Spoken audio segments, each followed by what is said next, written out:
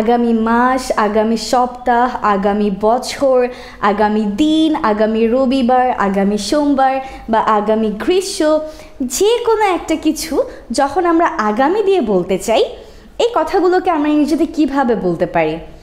এই টপিকটা আজকে আসলে আমরা ক্লিয়ার করতে চলেছি। আগামী রিলেটেড কথা ইংরেজিতে কিভাবে বলা যায়। ফার্স্ট অফ অল আমরা সিম্পলি মনে রাখবো, আগামী যেখানে থাকবে এই আগামীর জন্য আমরা ব্যবহার করব নেক্সট। কি ব্যবহার করব? নেক্সট। তাহলে আগামীর জন্য আমরা কি ব্যবহার করব সবসময়?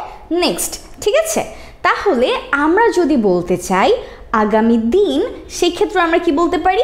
আমরা বলতে পারি next day.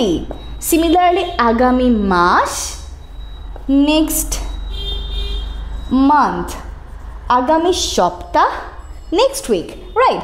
So let's write it down, next week. তারপর যদি আমরা বলতে চাই আগামী বছর, তখন আমরা কি বলবো? Next year, next year. Similarly যদি আমি বলতে চাই আগামী শনিবার, তখন আমি কি বলবো? Next Saturday. যদি আমি বলতে চাই আগামী গ্রীষ্ম, তখন আমি বলতে পারি নেক্সট সামার।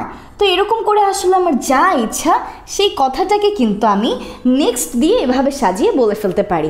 চলুন সেন্টেন্সে কিভাবে অ্যাপ্লাই করা যায় সেটাও আমরা শিখে ফেলি, যাতে করে এই দিয়ে আমরা নিজেদের ইচ্ছা মতো হাজার হাজার বাক্য গঠন করতে পারি।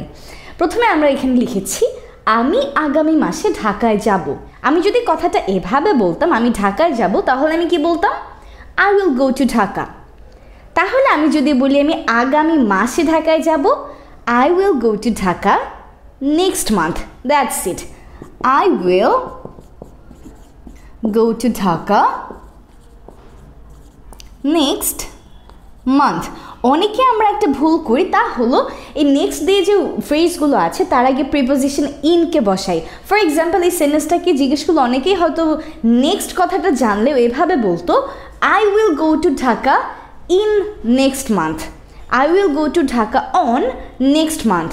তো এটা মাথায় রাখতে হবে যে নেক্সট দিয়ে যখন আমরা এই ফ্রেজগুলোকে ইউজ করব তার আগে কিন্তু কোনো প্রিপোজিশনে বসবে না, হয়তো সেটা to, on, in, what ever it. তাহলে নেক্সটের আগে আমরা কোনো প্রিপোজিশনে ইউজ করব না। পরবর্তীতে সে আগামী বছর বিদেশ যাবে। তো আমরা যদি বলতাম সে বিদেশ যাবে, তার মানে কি? He will go abroad, right? তাহলে সে আগামী বছর বিদেশ যাবে, he will go abroad next year. লিখে ফেলি চলুন, he will go abroad next year. তারপর আমাদের কি রয়েছে? তারা আগামী রবিবার ক্লাসে যুক্ত হবে। আমরা এটাকে যদি এভাবে বলতাম তারা ক্লাসে যুক্ত হবে, they will join the class. আর এখন আমরা বলছি তারা আগামী রবিবার ক্লাসে যুক্ত হবে, শেষে তাহলে আগামী রবিবারটা লাগিয়ে দিব, নেক্সট সানডে। ফুল সেন্টেন্সটা কি হবে?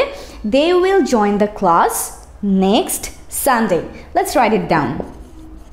They will join the class next Sunday. এবার আমাদের রয়েছে রফিক আগামী সপ্তাহে তোমাকে কিছু টাকা দিবে। জেনুইনলি যদি আমরা এটাকে বলতাম রফিক তোমাকে কিছু টাকা দিবে, তাহলে ইংরেজিতে কিভাবে বলতাম? Rafiq will give you some money. তাহলে তারপরে আমরা জাস্ট আগামী সপ্তাহটা বলে দিব, তাহলে সেন্টেন্সটা কি হবে? Rafiq will give you some money next week. Rafiq will give you some money next week. That's it. কত সহজ। তো এখন থেকে যদি আমরা আগামী দিয়ে কোনো একটা কথা বলতে চাই, আমার মনে হয় সেটা আমরা সবাই বলতে পারবো। আগামী থাকা মানে কি? নেক্সট। আগামী দিন, নেক্সট ডে। আগামী মাস, নেক্সট মান্থ। আগামী সপ্তাহ, নেক্সট উইক। আগামী বছর, নেক্সট ইয়ার। এভাবে করে আমরা যে কোনো কিছুর আগে আগামী যদি থাকে সেখানে নেক্সট দিয়ে আমাদের কথাটাকে বলতে পারি। আর সেন্টেন্সেও কিন্তু আমরা এত সহজভাবে আসলে এগুলোকে ব্যবহার করতে পারি। So well everyone, if you want more lessons like this, then you can like and follow this page 1 Minute English with me, where we always try to learn English in the easiest way. And I am Nurijannat Mim with you all. Don't forget to share this lesson. I'll see you all. Bye-bye.